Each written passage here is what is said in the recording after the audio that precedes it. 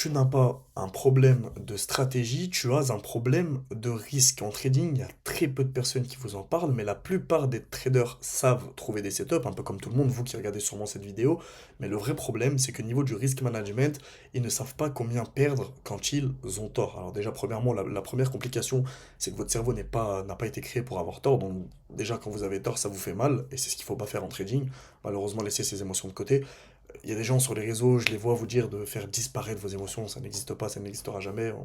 Trader comme un robot non plus. Alors trader comme un robot dans une strat qui est très mécanique, ça existe, mais être très mécanique et très robotique sur des émotions, ça c'est autre chose. Donc la vérité que personne ne vous dit, c'est qu'une stratégie, elle sert strictement à rien, même si elle a été backtestée et même si elle est rentable, si votre risque est mal géré. Donc tu peux avoir un très bon setup, un bon risk-reward, peut-être que tu prends du 1 pour 3, peut-être que tu prends du 1 pour 4, une bonne lecture du marché, et quand même exploser ton compte parce que tu risques trop, ou au contraire, on le verra après, parce que tu risques pas assez. Donc les mauvais traders, je vous ai pris deux exemples. Les mauvais traders, c'est ceux en fait qui vont chercher à avoir raison.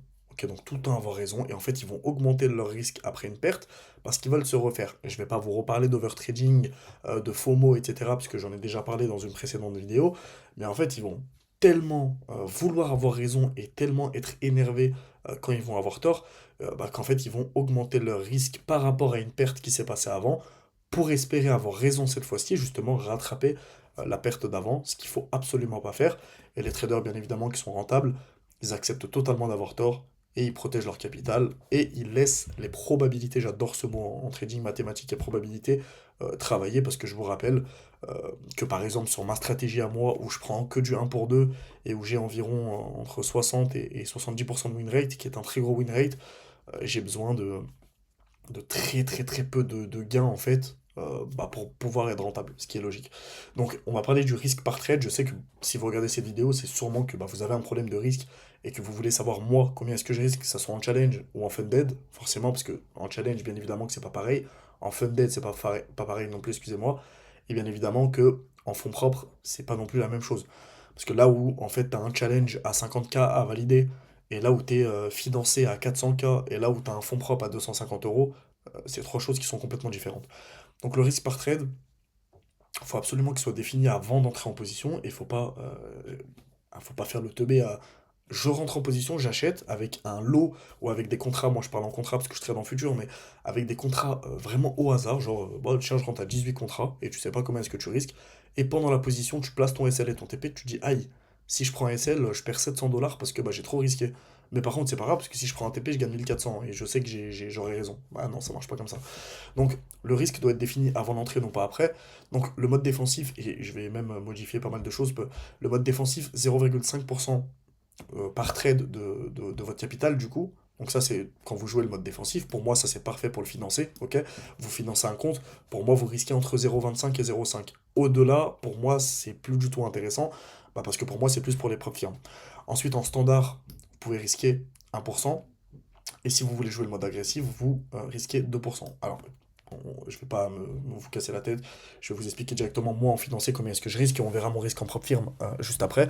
Donc moi mon risque en financier, il va être à peu près à 0,5. Ok, environ à 0,5. Pourquoi? Parce que moi de base en propre firme, je vous le dirai après combien je risque, de toute façon il y a écrit en bas, je risque 300 $ par trade pour en gagner 600 à chaque fois.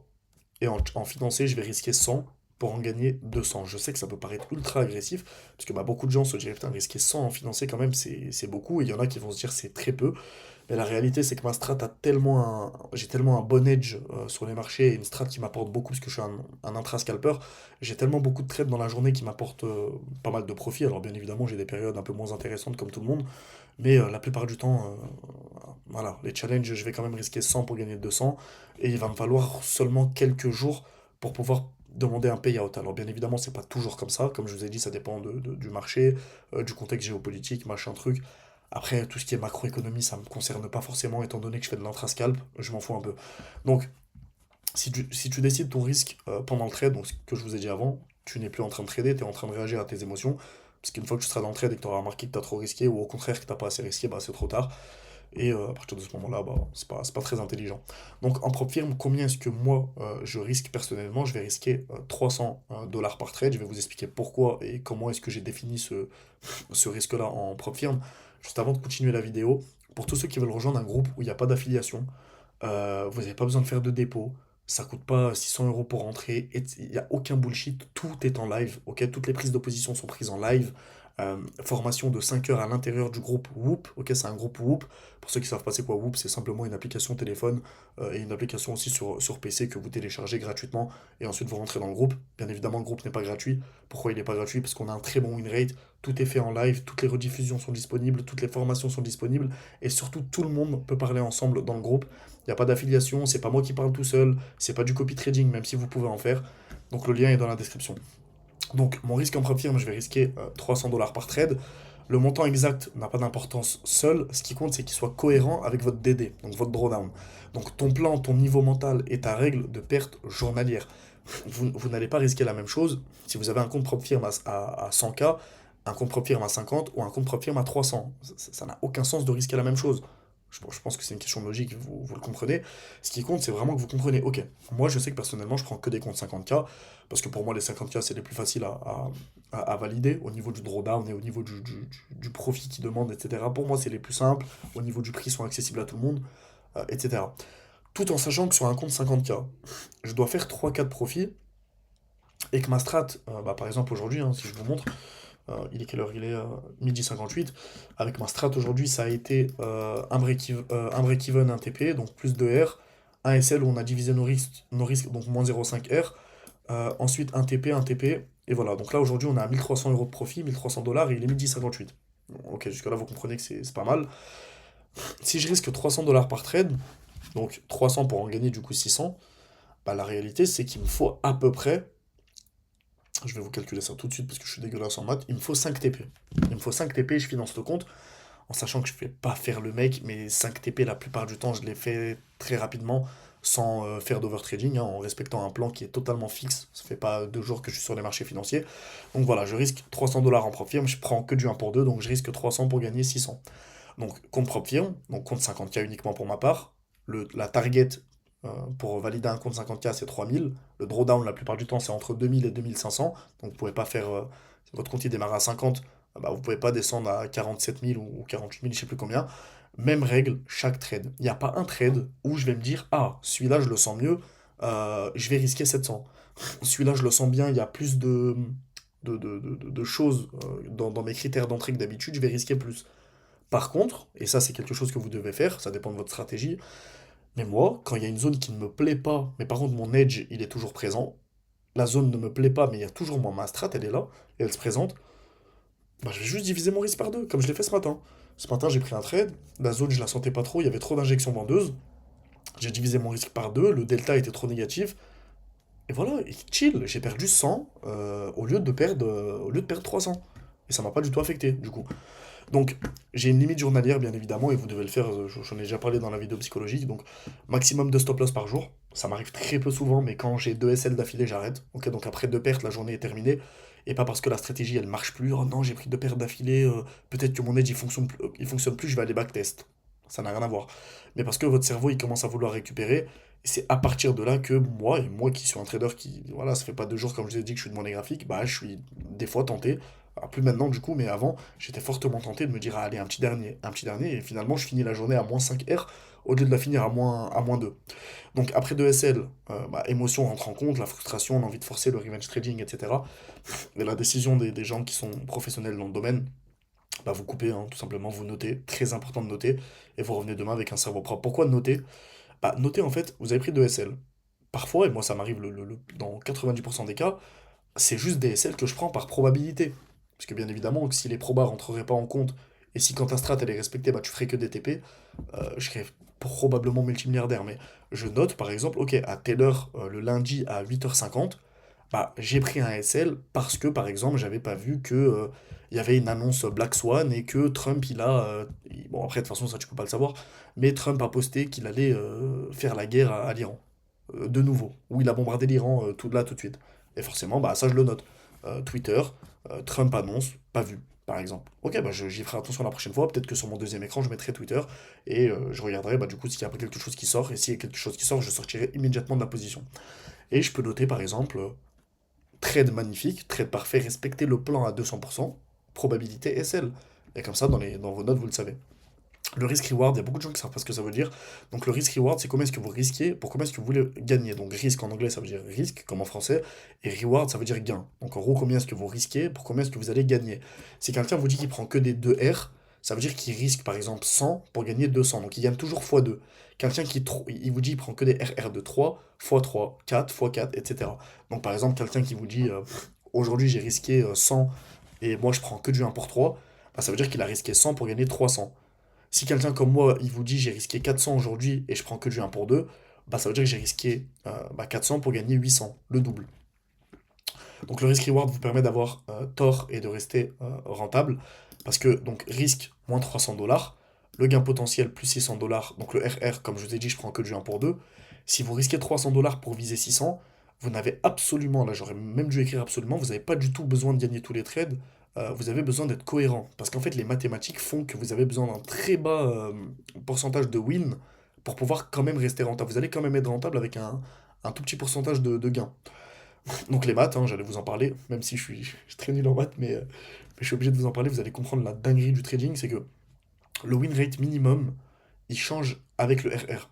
C'est-à-dire que quelqu'un qui prend un RR de 1 pour 1, donc quelqu'un qui fait du trading pas très intéressant, parce que par exemple, il risque 50 pour gagner 50, c'est ce qui est du 50% quoi. Quelqu'un qui fait du RR de 1 pour 2, 34%. Quelqu'un qui fait du RR de 1 pour 3, 26%. Donc ça, c'est le pourcentage comment dire, de win rate qu'il vous faut pour pouvoir être rentable. Donc la rentabilité, c'est pas une question d'avoir raison tout le temps, de toute façon ça n'existe pas, c'est une question d'espérance mathématique. Genre, est-ce que vous vous rendez compte que moi qui suis dans cette case-là des 1 pour 2, il me faut 34% de win pour avoir une rentabilité sur les marchés. Il me faut pas 60, il faut pas que je sois au-dessus de 50, il me faut pas 80, il me faut 34%. Donc en gros, pour résumer, je perds littéralement un peu plus de 60% de mes trades. Bah ouais, à peu près un peu plus de 50, je sais pas combien.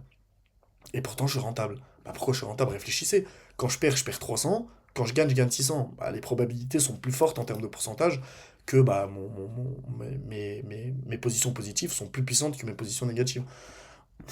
Ouais, là par exemple sur le RR 1 pour 1, c'est beaucoup moins intéressant. Et si vous êtes un trader, vous faites du 1 pour 1, vous avez rien compris. C'est minimum 1 pour 2, sinon ça n'existe pas. Bah, vous devez avoir 50% de win rate. Là, ça devient un peu plus compliqué.